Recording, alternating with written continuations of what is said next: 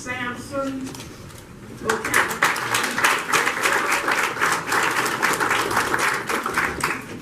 Thanks everyone for being here. I know it's an overflow crowd, and we're going to talk about a lot of things tonight, but the most important thing that we're going to talk about is these three veterans that we have with us here today. And I'm going to call them up here in a second.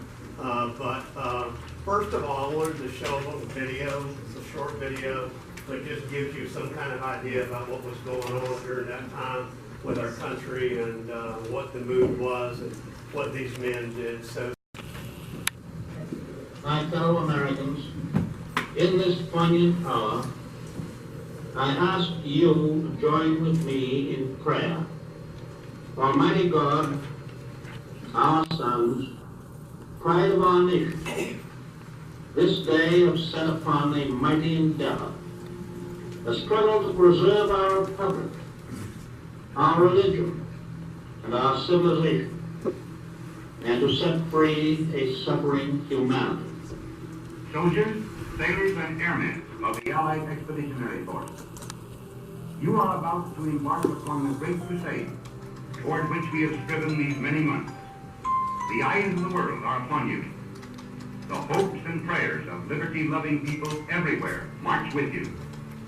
In company with our brave allies and brothers in arms on other fronts, you will bring about the destruction of the German war machine, the elimination of Nazi tyranny over the oppressed peoples of Europe, and security for ourselves in a free world. Sir, I have myself full confidence that if all do their duty, if nothing is neglected, and if the best arrangements are made, and they are being made, we should prove ourselves once more able to defend our island home, to ride out the storm of war, and to outlive the menace of tyranny, if necessary for years, if necessary alone. Lead them straight and true. Give strength to their arms, stoutness to their hearts, steadfastness in their faith. They will need thy blessings. Their road will be long and hard. For the enemy is strong. He may hurl back our forces, but we shall return again and again. Much has happened since the Nazi triumphs of 1940-41. The United Nations have inflicted upon the Germans great defeat in open battle, man to man. Our air offensive has seriously reduced their strength in the air and their capacity to wage war on the ground. Our home front have given us an overwhelming superiority in weapons and means of war, and placed at our disposal great reserves of trained fighting men. The tide has turned. The free men of the world are marching together to victory. At any rate, that is what we're going to try to do. That is the result of adventures in government, every man of them. That is the will of Parliament and the nation. The British Empire and the French Republic linked together in their cause and in their name. To be with us, Mr. Clinton Burns.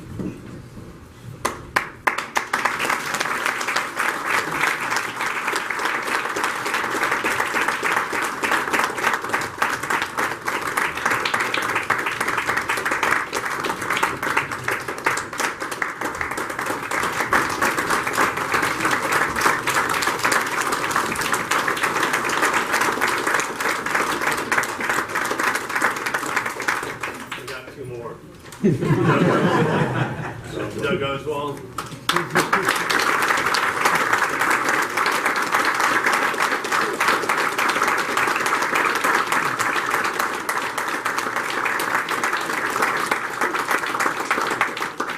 As we call him, Mayor Oswald. And Mr. Bill Flanagan.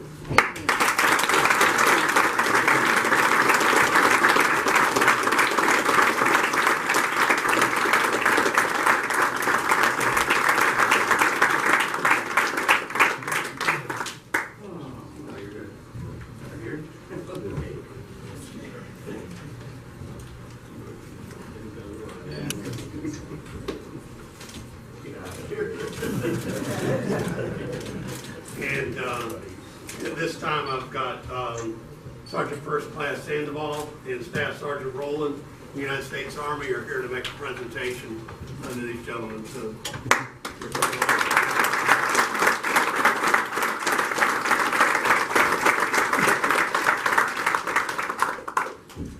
I'm going to take a moment to recognize the gentlemen for their past service with the Army. Their bravery, their courage, what they did during their generation set the precedence that we follow today, still in today's Army.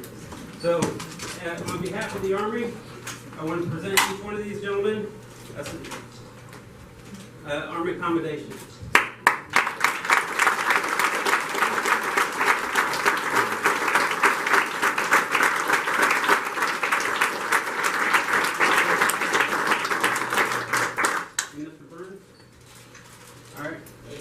The Jacksonville Battalion, I'd like to present you with the coin. Thank you, gentlemen.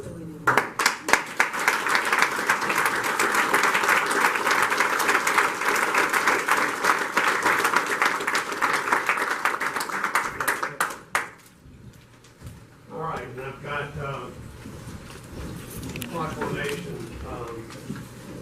for them. And I want to read this, and then it's the same one for all of you, so bear with me, and I'll give you these and present these to you. But this proclamation reads as follows. Y'all can sit down. It reads as follows. Whereas 75 years ago, on June the 6th, 1944, before dawn broke, across the beaches of Normandy, scores of Allied service members prepared to fight a battle that would decide the fate of freedom in the 20th century. Whereas the odds weighed against them as the Nazis had fortified the Atlantic Wall, a seaborne invasion, lined the coast with mines, and planted sharpened poles to await Allied paratroopers. And whereas American, British, and Canadian forces advanced through the thickets of barbed wire and scaled heavily protected cliffs, braving gales of bullets and artillery fire, and taking heavy losses as they cut through Nazi defenses, and thousands gave their last full measure of devotion. And whereas by the end of the day, the ground on which they died was free once more, and victory dealt a significant blow to an ideology fueled by hatred and allowed America and our allies to secure a foothold in France, open a path to Berlin, and liberate a continent from the grip of tyranny, making possible the achievements of shared prosperity and security that followed the end of World War II. And whereas today we are profoundly honored to have present with us Douglas Oswald, William Flanagan, and Clinton Burns, three valiant patriots who were part of that giant undertaking, unparalleled in human history, that made victory possible by their efforts. These three men before you today are the champions who helped free a continent. They're the heroes who helped end the war. They put aside the instinct for self-preservation and risked their lives, inspired by their faith and belief, loyalty and love.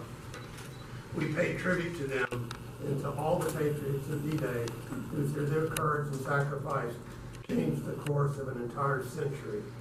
Whereas we carry on the struggle for liberty and universal human rights, let us draw strength from a moment when free nations beat back the forces of oppression and gave new hope to the world.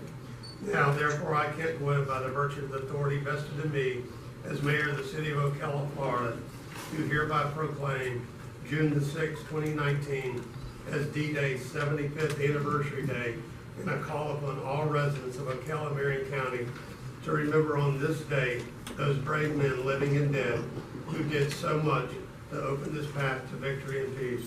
In witness whereof I am hereunto set my hand and cause the seal of the city of Ocala, Florida, to be affixed this 31st day of March 2019. Ken Quinn, Mayor, City of Ocala.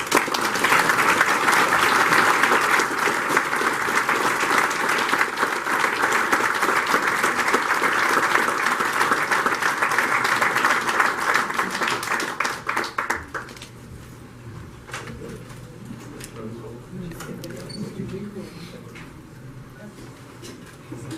got one more.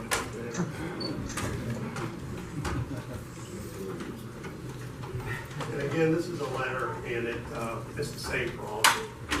But I'll read it. Bear with me.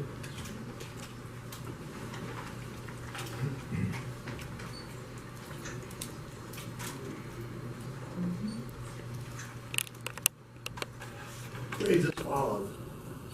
To the White House, Washington, June 6, 2019. This one's addressed to Mr. Flanagan.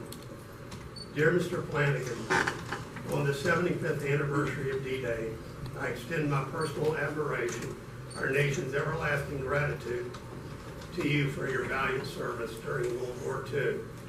More than 7 decades ago, the eyes of the world were upon you and your brothers in arms as you stormed the heavily fortified beaches of Normandy, France. The scene before you was treacherous and the outcome unknown. But in the wake of chaos, you bravely forged ahead in battle. Your undaunted courage that day fulfilled divine providence and reclaimed precious freedom for millions of people. The story of America will forever include your intrepid dedication to duty on that early June morning in 1944. We thank you, God, for answering then General Dwight D. Eisenhower's pleas for his blessing upon this great and noble undertaking. We will never forget the selfless service and sacrifice of our nation's greatest generation. May God bless you, and may He continue to bless the United States of America and all who defend her name. Sincerely, Donald J. Trump, President of the United States.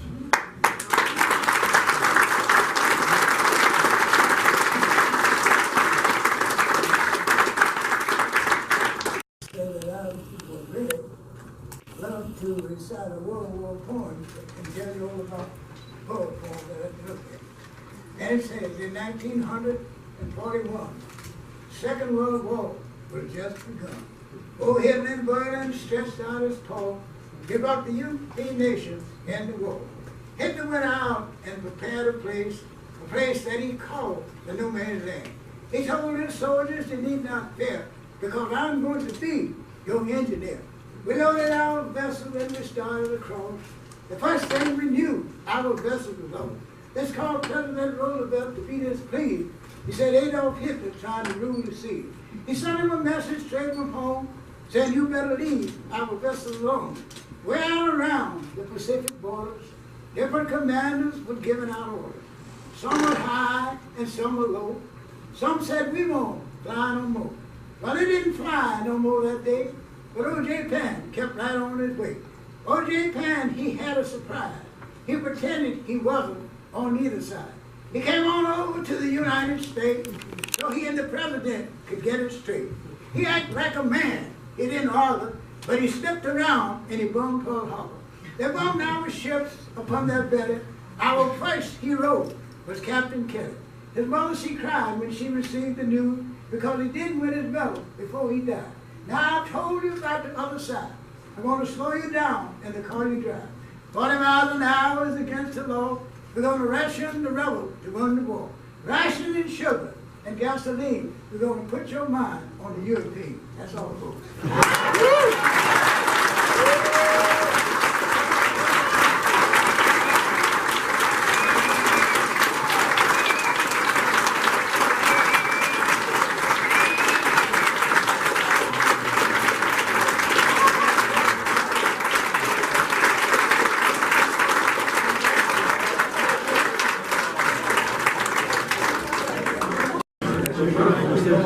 Mr. Ernst, can I just shake hands? That was beautiful. I just want to say thank you very much. Thank you. Every word for word.